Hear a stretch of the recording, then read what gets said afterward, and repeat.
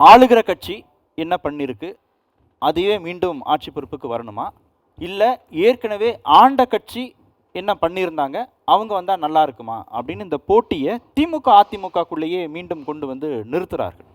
இதில் மாற்றுங்கிறதுக்கான ஒரு ஸ்பேஸ் இருக்கிற மாதிரி உங்களுக்கு தெரியுதா? புதியவர்களுக்கு வாய்ப்பு கொடுப்போங்கிற அந்த சிந்தனை மக்கள்கிட்ட வந்திருக்குன்னு நினைக்கிறீங்களா? 2026 தமிழக சட்டமன்ற தேர்தலில் யார் வந்து வாக்காளர்கள் நம்பிக்கை பெற வேண்டும், அவங்க தான் வாக்களிக்க எதிரிங்கிற வார்த்தையவே விஜய் பயன்படுத்தி. அது என்னன்னா அங்கே பாருங்க, எதுக்குன்னா தேர்தல் அரசியலில் கொள்கை உண்டு இல்லை? உண்டு. கொள்கையை சொல்லுங்க, யார்கிட்ட சொல்லணும்னா வாக்காளர்கிட்ட சொல்லுங்க. கொள்கையை சொல்லிட்டு நீங்க செய்யற திட்டத்தையும் சொல்லுங்க.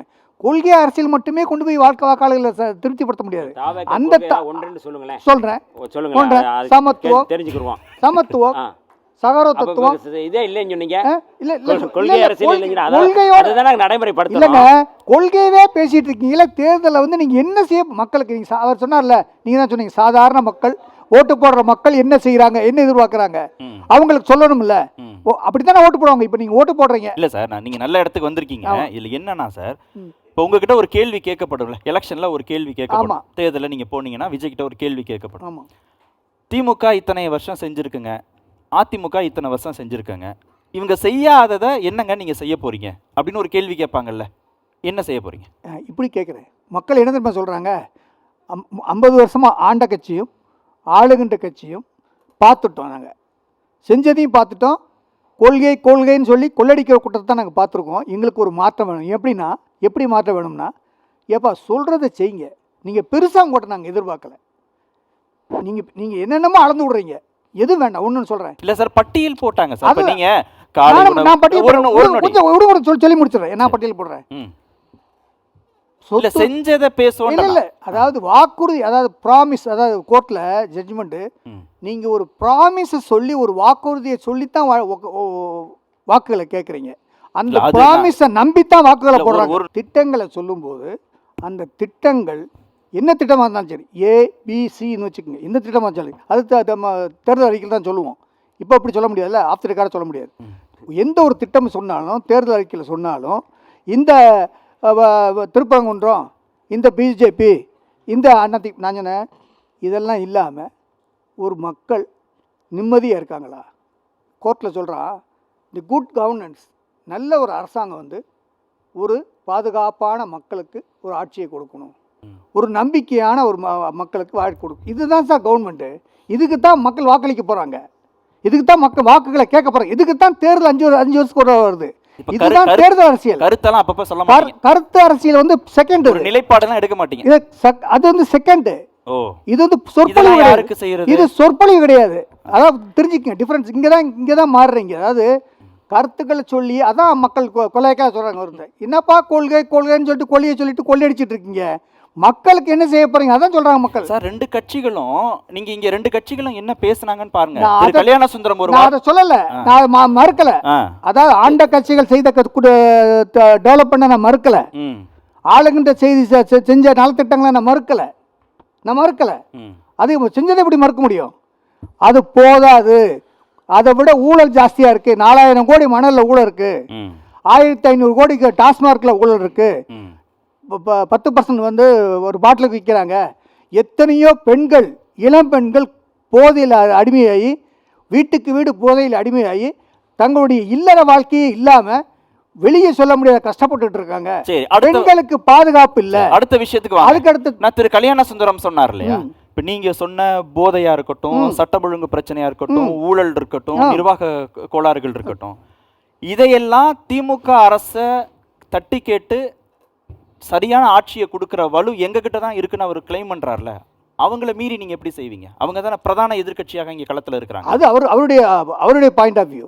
நாங்க சொல்றோம், எங்களுக்கும் தாவேக்காவுக்கும் ஆளுகின்ற கட்சிக்கும் தான் போட்டி நாங்க சொல்லிட்டு இருக்கோம். சரி, அவருக்கு ரைட்ஸ் இருக்கு சார், அவருக்கு அது உரிமை இருக்கு, உங்களுக்கு உரிமை இருக்கு, எல்லாருக்கும் உரிமை இருக்கு. அது யார் தீர்மானிக்க போறது? மக்கள். அதுதான் சொல்றேன், மக்கள் வந்து தீர்மானிக்க போறாங்க. மக்கள் வந்து தீர்மானிக்க போறது தான் ஒரு தேர்தல் வரப்போகுது. கரெக்டான இடத்துக்கு கொண்டு வந்து நிறுத்திட்டாரு வழக்கறிஞர். மக்கள் தான் தீர்மானிக்க போறாங்க. இங்க திமுக தாவேக்க இடையிலான போட்டி அப்படின்றாங்க. இது வரைக்கும் ஆண்ட பெரிய கட்சியாக இருக்கிற அதிமுகவையே அவங்க பொறுப்புல எடுத்துக்கலைங்கிற போது மாற்றுங்கிறதுக்கான ஒரு ஸ்பேஸ் இருக்கு, அந்த இடத்துக்குள்ள தாவேக்காவுக்கான இடம் இருக்குன்னு அவங்க கிளைம் பண்றாங்களே. அவர் சொன்னது good joke of the year, அவ்வளோதான். அதை தாண்டி அதில் வேறு ஒன்றும் இல்லை. நான் இதை ரெண்டாக சொல்கிறேன். ஒன்று, நியாயத்தின் அடிப்படையில், மக்களாட்சி தத்துவத்தின் அடிப்படையில் நீங்கள் முதலமைச்சர் இருக்கைக்கு வரணும்னா உங்களுடைய பங்களிப்பு என்னவாக இருக்கணும் அரசியலில் ஜனநாயகத்தை நோக்கின்னு கேட்குறேன். அதை தாவேக்காரர்கள் என்ன செஞ்சுருக்காங்க இல்லை என்ன செய்வாங்கிறதுக்கான இதுவரைக்குமான புரிதலாவது இருக்கா? என்கிட்ட இல்லை, மக்களுக்கு இல்லை, அவர்களுக்கு இருக்கான்னு கேட்டிங்கன்னா என்னை பொறுத்த வரைக்கும் இல்லை. நீங்கள் என்ன கேட்குறீங்க? திமுக ஏற்கனவே பல முறை ஆட்சியில் இருந்திருக்கு, இந்த முறை இருக்குது. அதை இப்போ மக்கள் இறக்கி விடுற மனநிலைமையில் இருக்கிறாங்களா? இறக்கி விட்டால் ஏன் அதிமுக தான் ஏற்றி விடணும், உங்களை ஏன் ஏற்றி விடணுன்ற கேள்வியில் இருக்கிறீங்க. கரெக்ட். ரெண்டு விதமான புரிதல் அது. ரெண்டுமே ஊழல் தான். அதிமுகவும் ஊழல் தான், திமுகவும் ஊழல் தான். ஐயா கான்ஸ்டன்டைன் அவர்கள் சொன்னாங்க, இங்கே குற்றம் ஒப்பிட்டு பாருங்கள், பீகாரில் இவ்வளோ குற்றம் இருக்குது, அஸ்ஸாமில் இவ்வளோ குற்றம் இருக்குது, மத்திய பிரதேசில் இருக்கிறதுலே தமிழ்நாட்டிலலாம் குறைவினார். நான் கேட்குறேன், ஏங்க பக்கத்து வீட்டுக்கார பையன் ரொம்ப பொறுக்கிங்க, மூணாவது வீட்டுக்காரங்க தருதலைங்க, ஏன் பையன் அவ்வளோ கிடையாதுங்க, சுமார் தருதலை தாங்க அப்படின்னு சொல்கிறது சரியான வாதமா? நீங்கள் சொல்லுங்கள். இப்போ நான் சொல்கிறேன் பாருங்க, இவர் சொன்னார்ல இந்தியாவிலே குற்றம் கம்மின்னு, இந்த 21லேருந்து 25 வரைக்கும் புள்ளிவிவரம் இருக்குது. இல்ல சார், அவர் கேட்ட கேள்வி நான் சொல்லுங்க. இல்ல என்ன கேள்வி கேட்டார்னா, அவர் குறைவுன்றாரு. இல்ல குறைவுங்கிறது இல்ல, லாஜிக்கா அவர் கேட்ட கேள்வி என்னன்னா, 8 கோடி மக்கள் இருக்கக்கூடிய ஒரு மாநிலத்துல அங்கொன்றும் இங்கொன்றுமாக சட்டம் ஒழுங்கு சார்ந்த பிரச்சனைகளை வராம எப்படி பார்த்துக்க முடியும்? நான் என்ன சொல்றேன்னா, என் புள்ள அந்த அளவுக்கு தருதலை இல்லைன்னு சொல்லணுமா, என் புள்ள தங்கமானவன் சொல்லணுமா? அதான் கேள்வி. இப்போ எப்படி சொல்றேன்? அது ஒரு உட்டோப்பியன் இல்ல சார், உட்டோப்பியன் இல்ல. நான் என்ன சொல்றேன்னு நீங்க புரிஞ்சுக்கங்க. எங்க உலகத்துல எங்க அப்படி என்ன முடிக்க விடல நீங்க, நீங்க இன்னும் முடிக்க விடல. இந்த புள்ளிவிவர கணக்குப்படி 2012 கொலைங்க 2023 நடந்திருக்கு. இது 2021 ஒப்பிடும் போது அதிகமானா அதிகம்.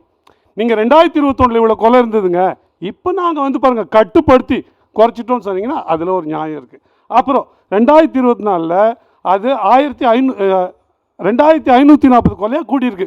போட்டி 23க்கு இருந்தாலும் முன்னேற்றத்தில் போட்டி குற்றத்தில் என்னங்களா? அப்போ நீங்கள் என்ன சொல்கிறேன்? ஏங்க இது எந்த புள்ளி வரும்? இப்ப பாத்துருக்கேன் புள்ளி வருது. நீங்க உங்க NCRP-ல இருக்கா அதிகாரப்பூர்வமா நீங்க பண்ற ஃப்ராடுக்கெல்லாம் நம்ம பதில் சொல்ல முடியாது. உங்களை மாதிரி நீங்க பண்ற ஃப்ராடுக்கெல்லாம் நாங்க பதில் சொல்ல முடியாது. ஒண்ணு இன்னொன்னு, உங்களை பொறுத்தவரைக்கும் ஃப்ராட் இல்ல, நீங்க பேசினா ஃப்ராட் இல்ல, நியாயத்துக்கு நீங்க பொறுத்துக்கிறீங்க. நாங்க பேசினா ஃப்ராட், நாங்க பத்திரிக்கை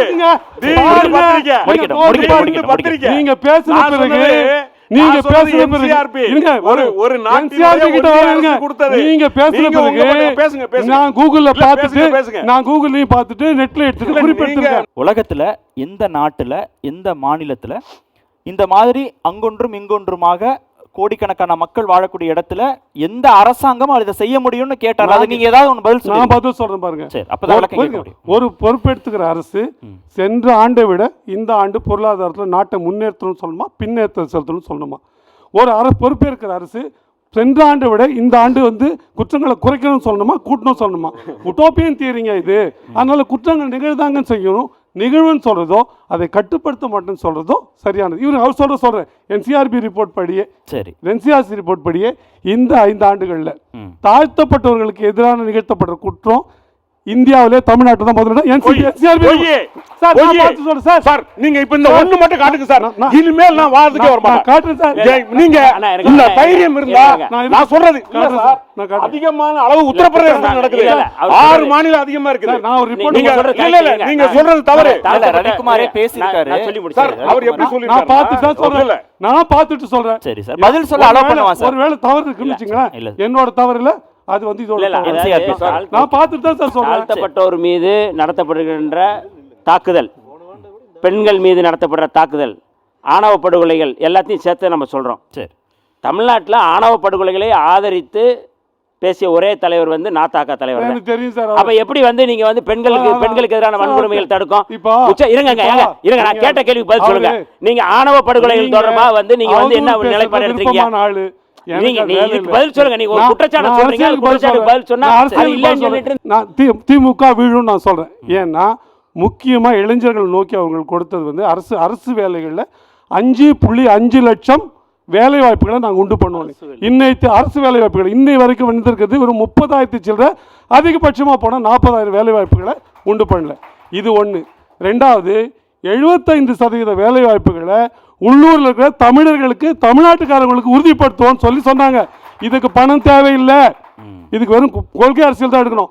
பெண்களுக்கான சார், நீங்க உங்க வாக்குறுதி பார்த்து சொல்றேன், பெண்களுக்கான இடஒதுக்கீடு அரசு வேலை இல்லை, 30லேருந்து 40 விழுக்காடா ஏற்றணும் அப்படின்னு நான் 30லேருந்து 40 மாற்றணும். இது அவர்கள் கொடுத்தது.